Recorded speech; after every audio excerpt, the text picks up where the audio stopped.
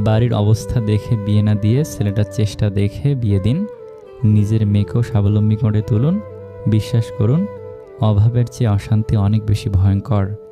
কিছু মানুষ আছে যারা জেদ বজায় রাখতে গিয়ে সম্পর্ক হারিয়ে ফেলে। আবার এমন কিছু মানুষ আছে সম্পর্ক বাঁচিয়ে রাখতে গিয়ে নিজের আত্মসম্মান হারিয়ে ফেলে।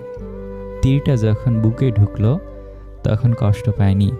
যখন দেখলাম মানুষটা পরিচিত তখন কষ্ট পাইছি। একজন বিবাহিত নারীর তার জন্য স্বামী ছাড়া উত্তম বন্ধু আর কেউ হতে পারে না। সবার জীবনে এমন একটা মানুষ থাকা খুব বেশি প্রয়োজন, যার সাথে দিন শেষে মনের সব দুঃখ, কষ্ট, ভালো মন্দ, সমস্যা সব বলা যায়। কিছু সম্পর্ক ভাঙার কারণ থাকে না, তবুও সম্পর্কগুলো নষ্ট হয়ে যায়। কতদিনের সম্পর্ক, কে কাকে বেশি ভালোবাসি, কতটুকু মিস করি, সেটা আসল ব্যাপার না।